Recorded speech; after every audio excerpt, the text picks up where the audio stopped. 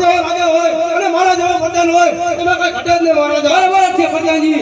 અરે પ્રધાનજી મારા ઘટના ગાંગર્યા આજ કાળી ઘોર દેવકારા કરી રહી છે.